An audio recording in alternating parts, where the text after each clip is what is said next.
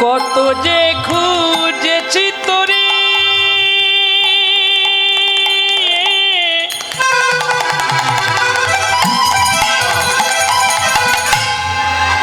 নয়ন জল আখি নিরে ডাকি তোরে বারে বারে ডাকি তোরে বারে বারে একবার দেখা দাও শূন্য নিরাকার ওগো তুমি যদি ভগবান শূন্য নিরাকার তুমি যদি ভগবান শূন্য নিরাকার অখণ্ড মণ্ডলাকার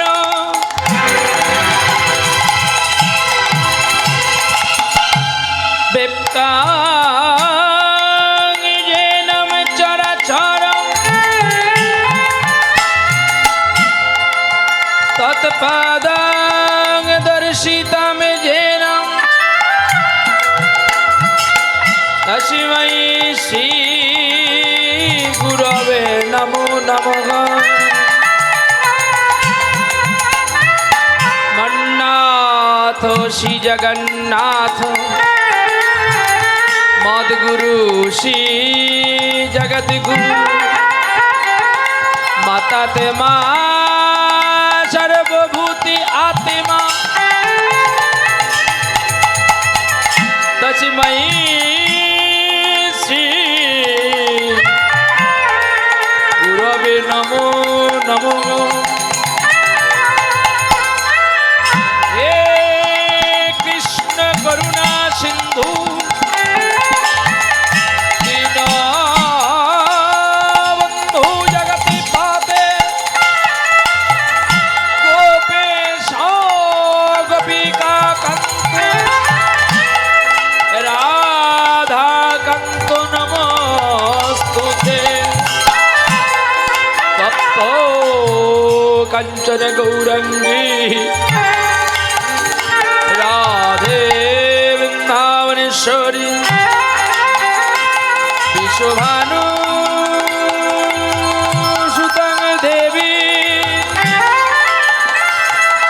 তং নমামি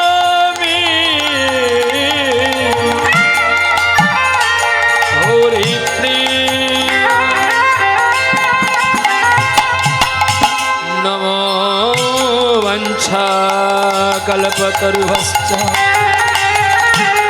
কৃপা সিন্ধু ভয়েব চ পতিতানাং পাবনেভ্যো সর্বসাং বৈষ্ণবেভ্যো নমো নমো দেবং দেবং মহাদেবং মহাযোগী মহেশ্বর সর্বপাপহরং দেবং মকরাবৈ নমো নমঃ জয়ন্তী মঙ্গলা কালী ভদ্রকালী কপালিনী দুর্গা শিবা ক্ষমা ধাত্রী সহসুধা নমস্তুতে হরিতাই গৌর রাধে জপ হরে কৃষ্ণ হরে রাম ভজনিতাই গৌরাধেশ জপ হরে কৃষ্ণ হরে রাম হরিতাই গৌর রাধে জপ হরে কৃষ্ণ হরে রাম হরে কৃষ্ণ কৃষ্ণ কৃষ্ণ হরে হরে হরে রাম রাম রাম হরে হরে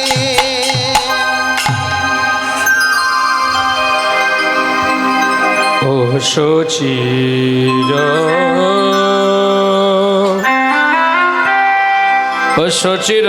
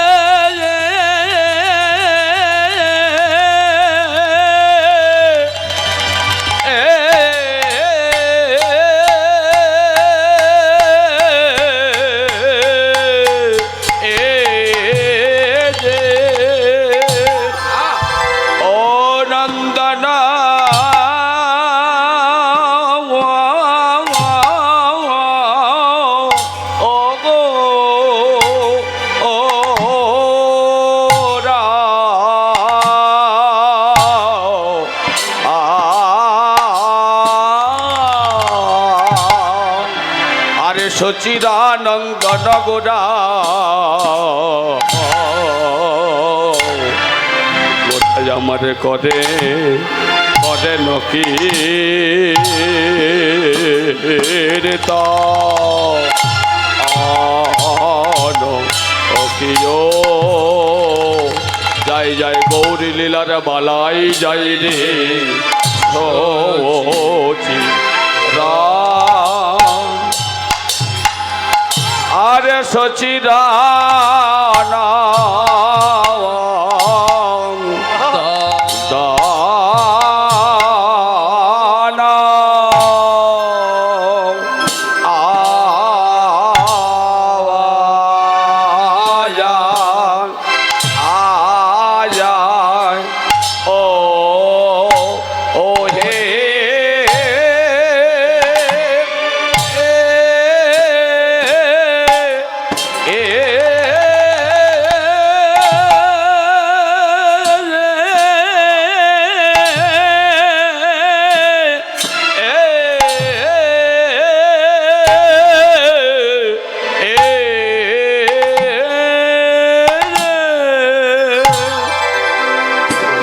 আমার কিনা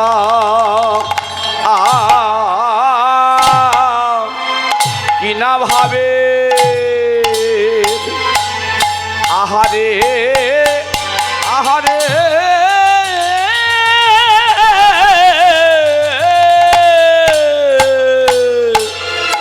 আরে আরে কিনা ভাবে ও ও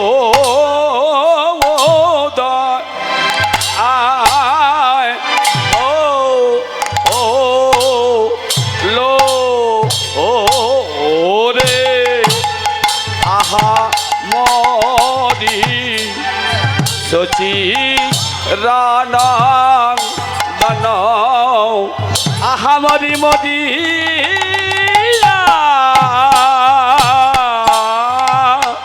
আহারে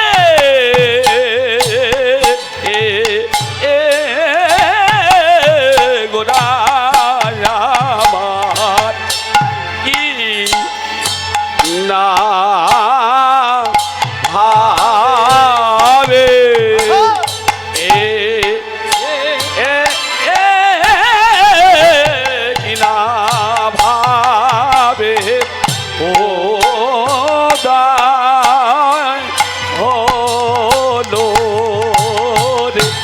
মরি সচিদানন্দন মরি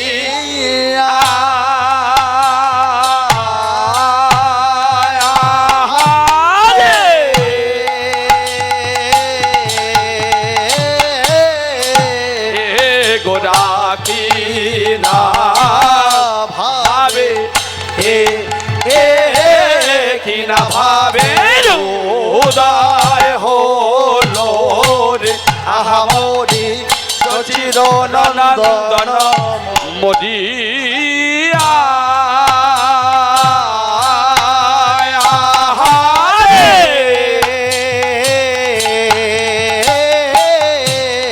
গোরা কি না ভাবে হে হে কি না ভাবে উদয় হলো রে আহামরি সচিদানন্দন মরিয়া মরিয়া মরি রে ও কি মরি রে সচিদানন্দন মরিয়া মরি রে মরি রে সচিদানন্দন মরিয়া মরি রে মরি রে সচিদানন্দন আরে ভক্তগণ সঙ্গে করি আরে কি বাসত গান সঙ্গে করি আরে কি বা ভক্ত সঙ্গে করি আরে কি বা ভক্ত গণ সঙ্গে করি আরে কি বা ভক্ত ভক্ত গণ সঙ্গে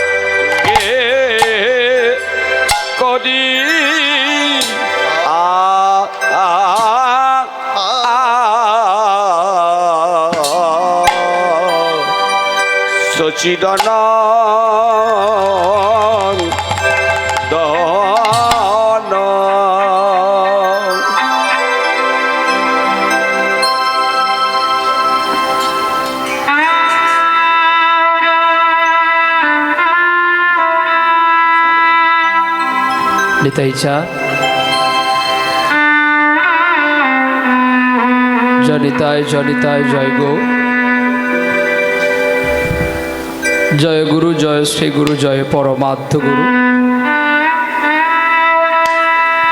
জয়তু জয়তু কলিযুগ পাবন অবতারী,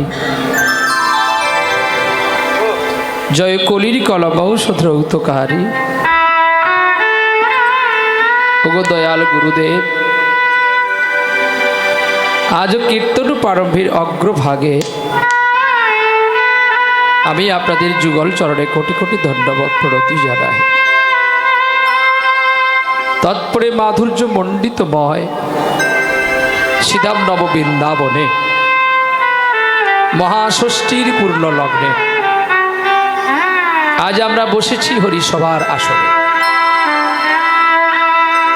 ষষ্ঠী কেন বলা হলো না? আজকে ষষ্ঠী তিথি। আপনারা ভাববেন না যে দুর্গা ষষ্ঠী বলে, দুর্গা ষষ্ঠী একটু দেরি আছে। তাই আজকে পূর্ব মেদিনীপুর, তাই তো, পূর্ব মেদিনীপুর জেলায় গ্রামটার নাম আমল হালদার গ্রামে একজন বাবার কয়েকটি পুত্র, মাত্র 5টি পুত্র। তো সেই 5টি ছেলে মিলে এই মহতিময় হরিবাসরটি করেছেন।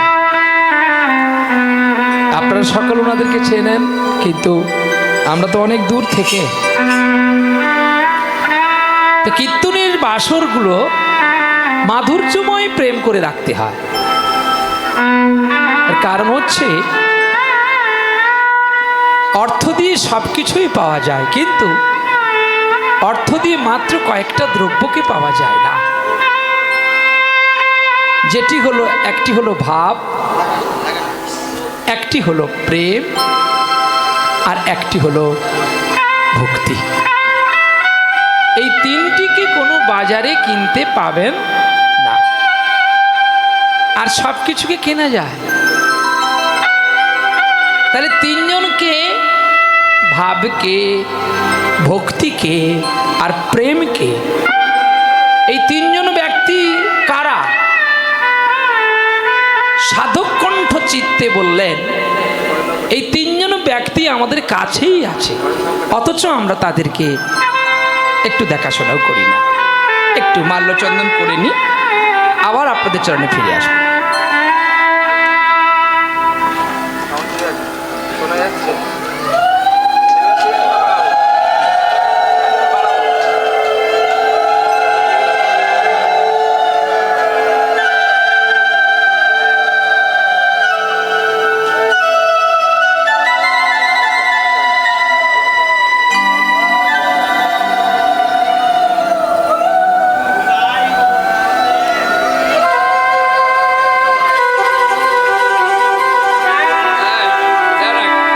ছেলে পড়লে আমার পড়া হয়ে যায়, কোনোদিন পড়িনি, হবে এটা, সেটা হবে না। সেটা উচিষ্ট মালা, বিনোদীর মালাই, কিন্তু ভায়ান্দারে যে ছবিটা দেখে যেন ভায়ান্দারের ছবি, এটা উচিষ্ট বিনোদীরই মালা, গলার মালার ছবি।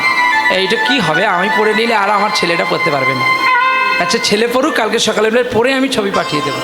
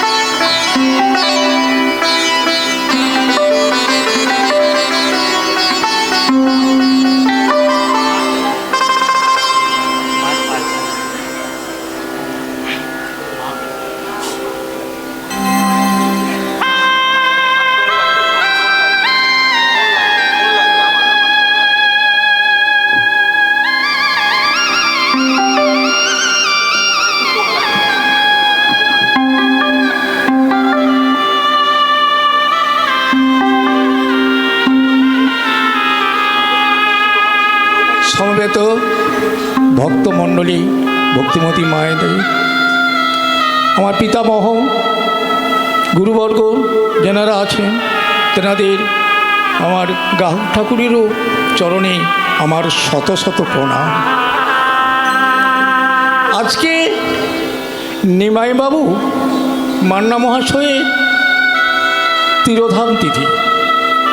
সেই তিরোধাম তিথিতে না তিনি একটা খুব বড় সুন্দর জিনিস তুলে রেখেছে এসেছে, সেটা হচ্ছে হরিনাম সংকীর্তন আর আমার গোবিন্দের আগমন, ভক্তদের চরণধুলো পাওয়ার আসে, ভক্তদেরও আগমন। তাই তেনার সহধর্মিণী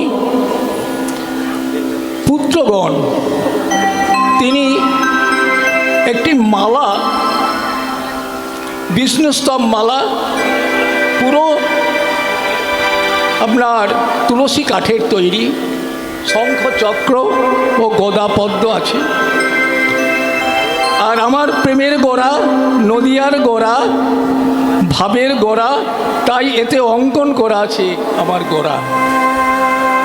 তাই তিনি কৃপা করে এই মালাটি জোগাড় করেছে আমাদের গ্রাহক বা কীর্তন মহাশয়কে দেওয়ার জন্য।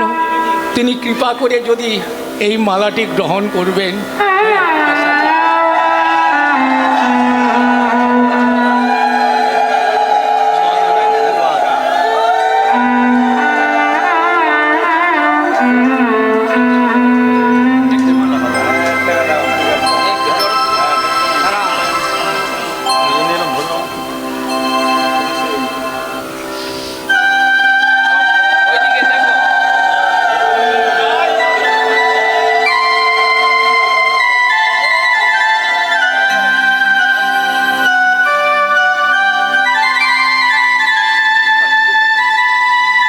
বিশ্বকবি রবীন্দ্রনাথ ঠাকুর বিদ্যাসাগরের কাছে একটা ছোট্ট শিক্ষা নিয়েছিলেন, যে দেশে আপনারা বাস করেছেন।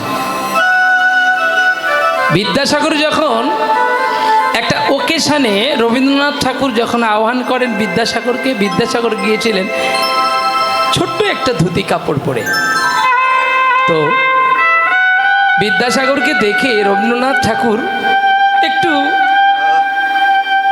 ছোট ভেবেছিলেন, যে এত বড় তুমি মাপের একজন মানুষের ছোট্ট কাপড় পরে এসেছ।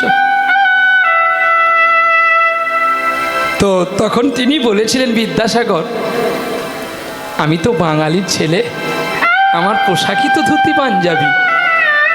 আমি এতটাই গরিব যে আমার তো পাঞ্জাবিটুকু কেনার মতো পয়সা নেই, তাই ধুতিটুকুই পরে এসেছি। এই মাটির ভাঁড়ে মিষ্টি এনেছি, নাও। তা দেখে রবীন্দ্রনাথ বলেছিল, আমার কত ওকেশানে দামি দামি মানুষ আসছে, তুমি এখান থেকে চলে যাও। তুমি যদি থাকো আমার ওকেশানটা নষ্ট হয়ে যাবে। বিদ্যাসাগর কি বলেছিল জানো? হোক, তুমি ভালো করে অনুষ্ঠান করো, আমি না একটু পেছনে থেকে দেখব। আর বিদ্যাসাগরের নয়নের জল দেখে একটি গান লিখেছিলেন, শ্রাবণের ধারার মতো পরুক ঝরে, পরুক ঝরে। শ্রাবণের ধারার মতো পরগ ঝরে, পরগ ঝরে। বিদ্যাসাগর, তুমি কি দিলে আমার? শ্রাবণে ধারা পড়ে তবু বিরাম হয়। তোমার নয়নের জল আমায় শিক্ষা দিল, অহংকারী কোনো কিছু পাওয়া যায় না। যত হীন হবি তত দিন আসবে। আর তোমরা সেই দেশের ছেলে, কত মহান মানুষ, তোমাদেরকে আমাদের সাজাতে হয় গো। আমরা শুধু নামেই বড়, কিচ্ছু নেই গো। তোমাদের শ্রাবণের ধারা যদি না ঝরে পড়ে, কৃষক চাষ করবে কেমন করে? তাই গানের মধ্যে অনেক কথা বলবো, আর বিলম্ব করব না। ওগো দয়ার ঠাকুর, বৈষ্ণব ঠাকুর এ দাসে করুণা করি দয়া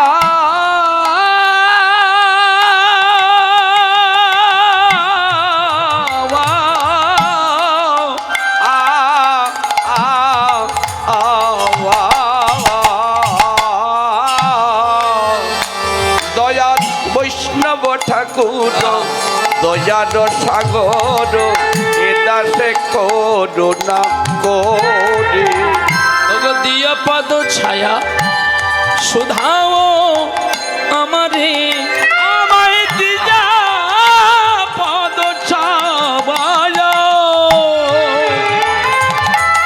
শত যে যামারে তাই তোমার চরণ হরি গো তোমার চরণ ধরি আসতে বৈষ্ণব আপনারা অনেক জায়গায় ঘুরেছেন। বৈষ্ণবীর কথাই আগে আলোচ্য করে আমরা লীলায় প্রবেশ করব।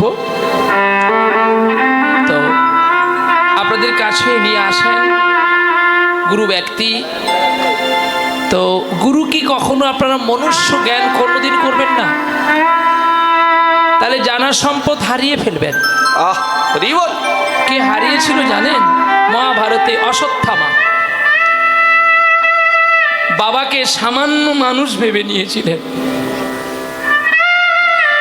তাই কৃষ্ণ জানতে পারলো অশ্বত্থামা তোমার এত অহংকার, তাহলে তোমাকে মারবার আগে আমাকে সিদ্ধান্তটা নিয়ে নিতেই হবে। অশ্বত্থামার বাবার নাম কি গো? হ্যাঁ, অশ্বত্থামার বাবার নাম কি? দ্রোণাচার্য, তাই তো নাকি? হ্যাঁ, দ্রোণাচার্যকে বধ করে ফেললেন। তখন পাগল হয়ে গেল অশ্বত্থামা, মণিটা ছিড়িয়ে নিলেন আর তাকে অভিসম্পাত করলেন কৃষ্ণ। তুমি মৃত্যুর জন্য ছটফট করবে কিন্তু মৃত্যু তোমার কাছে আসবে না। মৃত্যুর জন্য আমরা ভয় পাই আর ও মৃত্যুর জন্য ছটফট করবে কিন্তু মৃত্যু তার কাছে আসবে না তার যন্ত্রণা দেখে। তাহলে এত যন্ত্রণা জ্বালা কোথায় জুড়ানো যায় জানেন? বৈষ্ণব চরণে। ভালো লাগলো, জীবনে আমাকে অনেক মানুষ অনেক প্রাইজ দিয়েছে, সোনা দিয়েছে, কেউ তানপুরা দিয়েছে, কেউ হাডনম দিয়েছে, কিন্তু একটা তুলসীর মালা কেউ দেয়নি। আজ এই মেদিনীপুরে পেয়ে গেলাম একটি পরম মণিমুক্তর মালা। যতদিন থাকবো তো এ থাকবে গলায়, আর যদি কেউ কেড়ে নেয় সেটা আলাদা প্রশ্ন, তা বলতে পারবো না। ঘুমিয়ে গেলে যদি কেউ কেড়ে নেয় আমি তো আর বলতে পারবো না, কারণ ঘুমিয়ে গিয়েছিল বলে বিষ্ণুপ্রিয়া মহাপ্রভু পালিয়ে গিয়েছিল। ঘুমকে তো কারোর বিশ্বাস নেই। চলো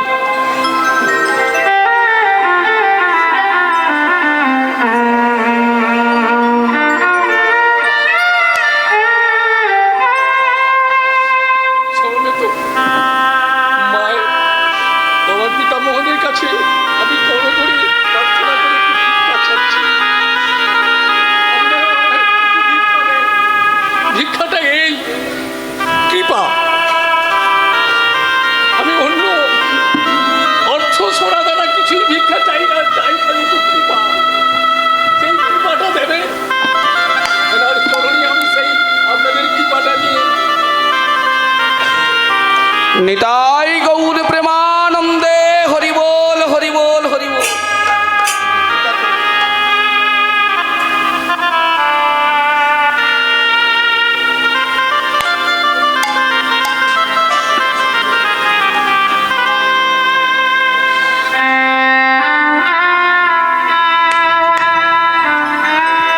নিতাই নিতাই চল।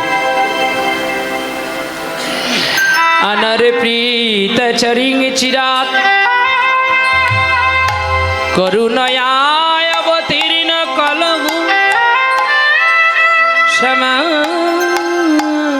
प्रयतु मुन्नत उज्जवल रसा ভক্তিশ্রিয়া হরিপূর্ণ সুন্দর দূতি সদা স্কন্দরে স্ফুরতুব শ্রী সচি নন্দনম শ্রী সচিনন্দন অনর্পিত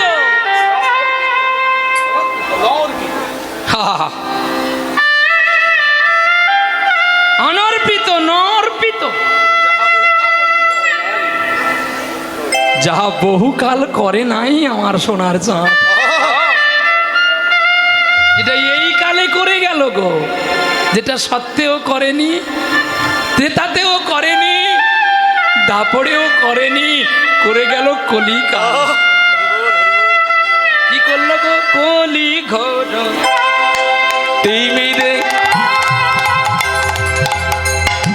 গোরাসল জগ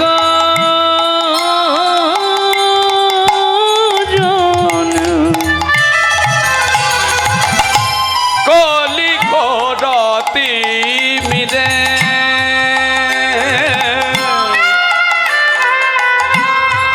গোটা ছিল জগজনে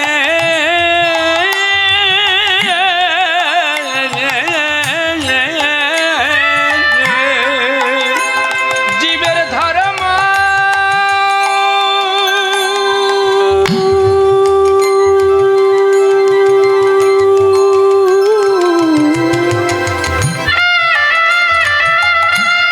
ধর্ম কর্ম রঘুদূরে জীবের ধর্ম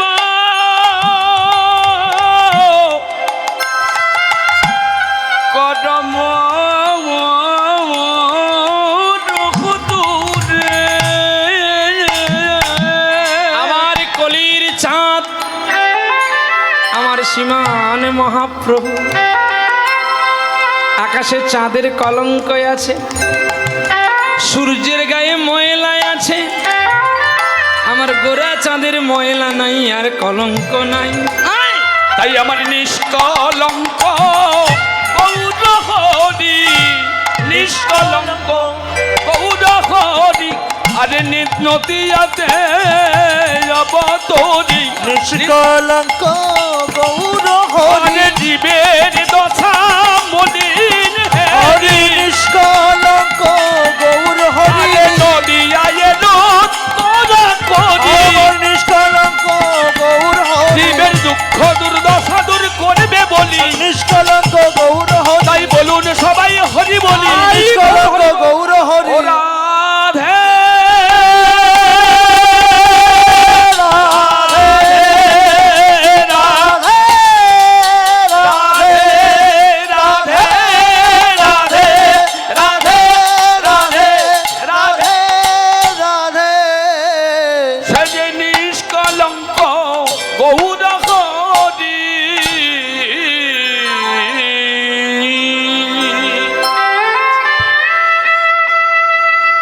কলি ঘোর তিমির, তিমির মানে অন্ধকার।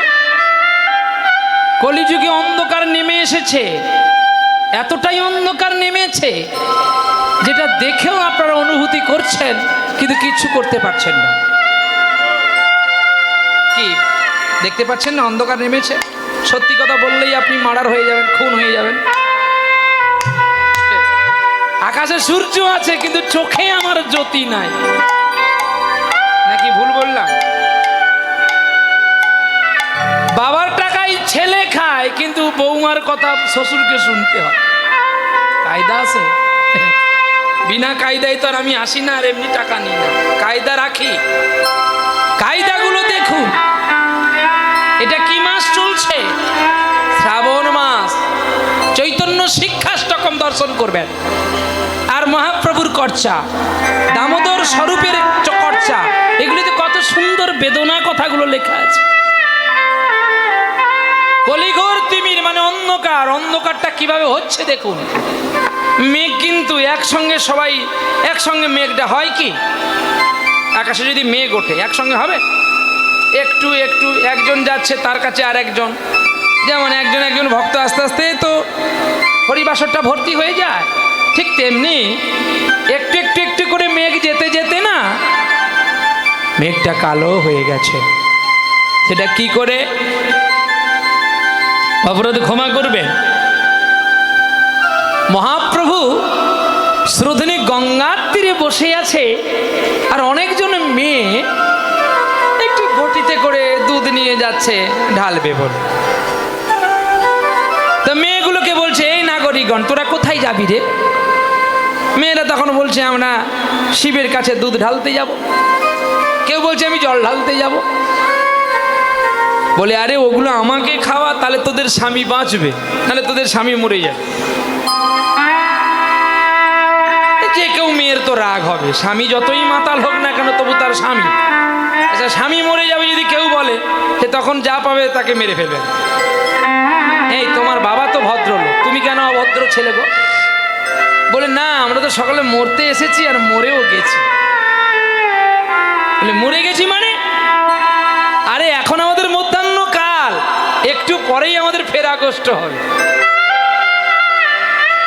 তার মানে বুঝতে পারলাম না, বুঝতে পারলে না? বাল্যকাল হয় মানুষের, বাল্যকাল মানে সকালবেলা, যৌবন কাল মানে মানুষের দুপুর বেলা, আর বার্ধক্য কাল মানে বেলি অবসান হলো চলো যাই ঘর। রাধে। বার্ধক্য কাল মানে আর গোঠে থেকে লাভ নেই, এবারে পুটলি পুটলা গোছাও, ফেরো, এবার ফেরা চল। কিছু বুঝতে পারলে? অবাক চিত্তে ভক্তগণ গৌর হরির বদনপানে তাকিয়ে আছে যে আমার গৌর সুন্দর কি বলেন। বলে ওগো নারীগণ, তোমরা আমার মা, তোমাদেরকে আমি অবিদ্যি কথা বলে তোমাদের মনে কষ্ট আমি দেব কেন? তাহলে তুমি যে বললে আমাকে দুধ না খাওয়ালে তোমাকে তো আমার স্বামী মারা যাবে। আচ্ছা বলতো মা, এই পৃথিবীতে কে বেঁচে আছে বলতো? রাধে রাধে। কে বেঁচে আছে দেখা, যে বেঁচে আছে তার তো রোগ থাকবে না, তার তো শোক থাকবে না, তার তো ক্লেশ থাকবে না, তার যন্ত্রণা থাকবে না, তার জ্বালা থাকবে না, তার মায়া থাকবে না, মোহ থাকবে না। এই বিশ্ব চরাচরে যতজনই আছে প্রত্যেকের এক এক না একটা রোগ আছে। যেমন আমার রোগ ধরে গেছে পায়ে, ডাক্তারও বলে যে তোমার কোনো খাওয়া হবে না। ডাক্তারবাবু আর কোনো কিছু আছে যেটা খেয়ে নিলে আর পৃথিবীতে থাকা যাবে না? কোনো যখন খাওয়া যাবে না, বেকার কেন কষ্ট পেয়ে পেয়ে যাবো, তার চেয়ে কি আছে দাও না, তাড়াতাড়ি চলে যাই। বাহ, তুমি যাবে বললে তো হবে না, তোমার মাপা আছে যতটা, তোমাকে নিয়ে যেতে হবে ততটা। জোর করে কেউ কিছু করে সেটা আলাদা প্রশ্ন, কিন্তু মাপে তোমার আছে। তোমাকে যদি গোবিন্দ যতটুকু মেপে দেবে সেটা কমানোরও কারো ক্ষমতা নেই, আর বাড়ানোরও কারোর ক্ষমতা নাই।